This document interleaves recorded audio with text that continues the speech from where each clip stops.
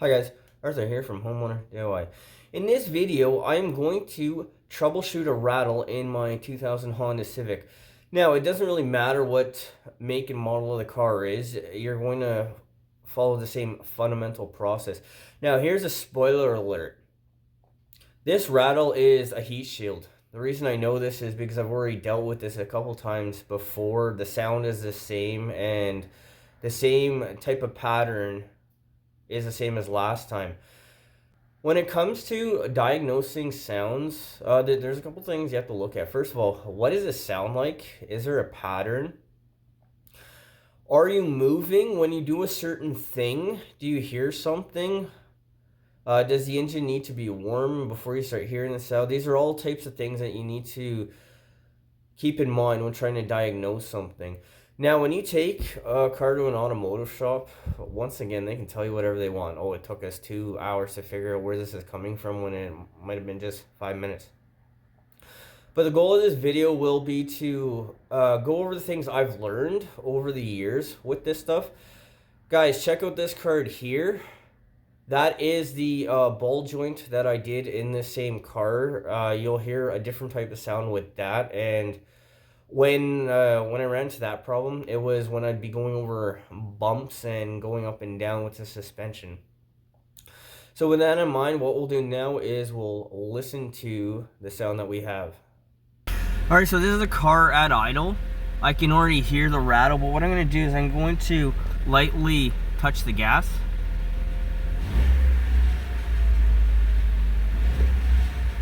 So you can hear the type of rattle. So the first step into diagnosing something like this is to figure out when you hear the noise, because the car is not moving right now. It's not going to be a wheel bearing. It could be power steering. It could be the water pump. Another thing that you need to ask yourself, do you hear a pattern? Like now it's getting worse for whatever reason, and now it's going away a little bit. But a chattering bearing will have a pattern to it. So with that in mind, what we'll do now is material and tools. For the material list, I have 4-inch gear clamps and then 3 to 5-inch gear clamps. I don't know why they would write it like this, but what I would suggest is, if you don't know, buy different sizes. If you have to put a couple together, you can, but it's better to be prepared because these things aren't expensive. So with that in mind, what we'll do now is the tools list. Alright, this is the tools list. So I have a set of ramps and blocks to get the car up. I have a mechanic's stethoscope. I don't need it on this job. Probably I don't need it, but this will allow you to use the rod end here to see where noises are coming from. A flathead screwdriver is the exact same thing, it's just shorter. 5/16 ratchet, 5/16 nut driver to tighten the gear clamp, and then tin snips if you want to use them or not, if you want to cut the tail off. This is what I believe I need for tools on this job, so let's get started. Alright, so normally you do this with the engine running. If the engine's running right now, you're probably not going to be able to hear me very well, but the very first step to diagnosis is actually knowing what all the parts are for your car. So engine block, distributor, this is the exhaust manifold oxygen sensor, this is a heat shield, the intake is on the back side, so that's the fuel rail. This is the intake manifold into the air cleaner. So you know that this is an air cleaner, there's nothing moving, so that's not going to be the cause of your vibration. Power steering pump is over here, the water pump is underneath. But what I would do is, first of all, figure out what do I think it is. Does it sound like a chattering bearing, or does it sound like something rattling? A chattering bearing is not going to be a heat shield. So this is a heat shield here, and I've already done this, but I would take my flathead and just touch different parts of the heat shield to see if I hear a change in the pitch. If I don't, I know that's not the problem.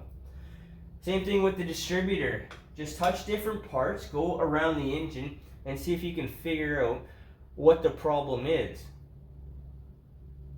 Now, because I have a rattle, I already know that it's a heat shield and it's probably on the exhaust going underneath. So you do have spot welds that will break, and this is what happened to me in the past.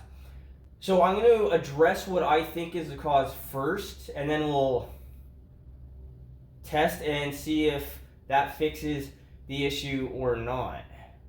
Alright, to get to the exhaust underneath the car, I need to raise the front of the car up, so I'm now going to drive it up onto the ramps.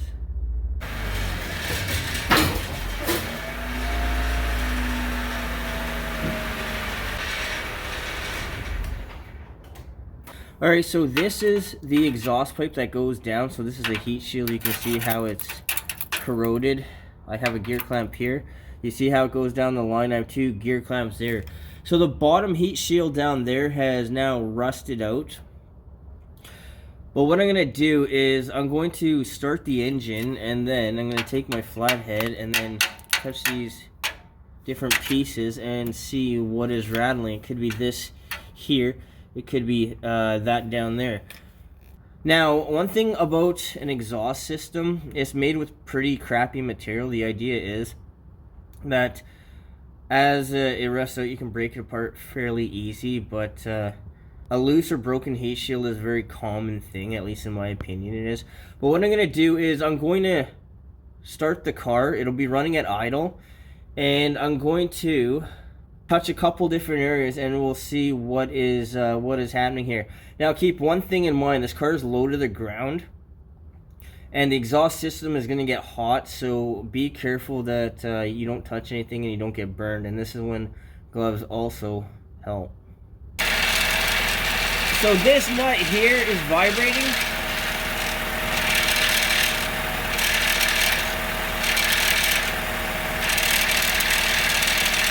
So this heat shield is loose. Now, looking down the line, that one looks to be okay. It looks tight, like there's nothing happening with that. So what I'm going to do is I'm going to put a gear clamp around this. Once that is done, I'm going to start the car again, test it, and see if there's anything else that is loose and vibrating. Alright, so this is the area that is loose. You can see how this is just all over the place. What I would suggest is anything that's loose, just remove it if you can.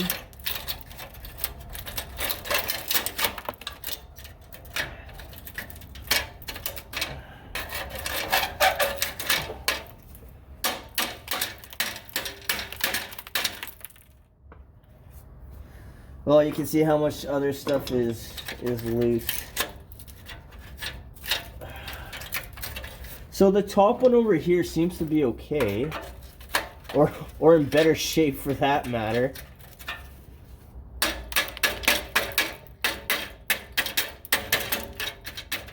Yeah, I believe this is what the it's now corroded. It's all rotted out. One thing as well, I don't suggest you like lay right under this, because all this loose debris is going to just fall onto you. Well, I can't seem to remove this, so I'm going to take my gear clamp. Now, this is the 4-inch gear clamp. Separate it, and the simplest thing to do to make sure for size is just take it apart. And as long as you still have holes when this is tight, you'll be okay. I think what I'm going to try to do is tighten it at the back here. The reason is it's a little bit bigger, and I think it might be a little bit better to do it in the back opposed to right where it's broken here.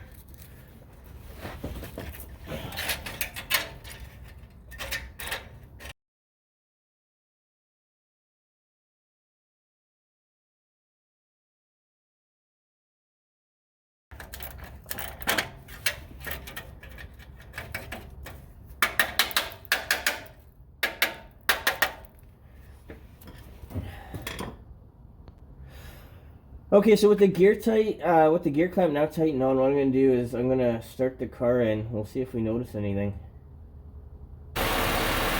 Alright, so right now it doesn't sound like there's any rattle. What I'm going to do is I'm going to rev the engine and we'll see if we notice the rattle come back.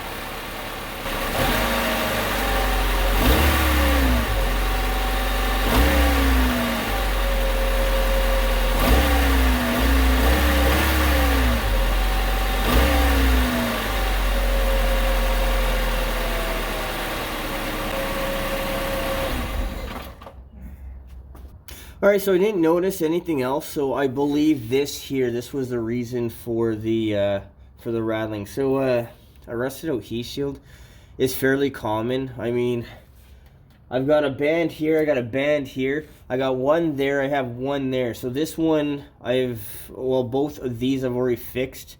And here's just another piece that has rusted out. Like I said, this is a common thing to have happen. But being able to diagnose and fix this yourself, I mean, there's no reason that you can't do this on your own, at least in my opinion. So with that in mind, what we'll do now is an overview of this job. Alright guys, so that concludes this job. So as I was expecting, it was a heat shield. You can see by the amount of gear clamps I already have on this car that this isn't the first time that I've dealt with this. Now I'm sure somebody is going to say, why not just tear the thing off? You can, but as a general rule of thumb, at least my approach is, if something is there, put it back there. It's there for a reason. I don't know what the idea of the heat shield is, but I would rather just leave it on instead of tearing it off and running to a different problem down the road. The time on this job. The time was, I would say, a half an hour. I mean, I already knew what I was looking for. I've had this car for so long, but your diagnosis, your troubleshooting will take a while depending on what the part is. It can be like this, 10 minutes to fix, or if it's a water pump, you're going to spend a little while going through a whole bunch of stuff to get to that part. Now, one other thing I would say is don't ignore new strange sounds or nuances or anything. If you hear something has changed, it is better to address it right away, because you can just turn a minor problem into something a lot worse down the road. And with a car, there's so many mechanical parts that you can really affect other parts of the car if you don't deal with something like this right away. The cost of this job. The cost was $4. The gear clamp was a $4 part. I mean, it's absolutely nothing. I was actually shown how to fix this the first time by my mechanic that has now moved away, but this is a very simple solution to this problem. I mean, a few dollars and you're back in business and you have nothing else to worry about. The gear clamp is going to last longer than the heat shield in the future.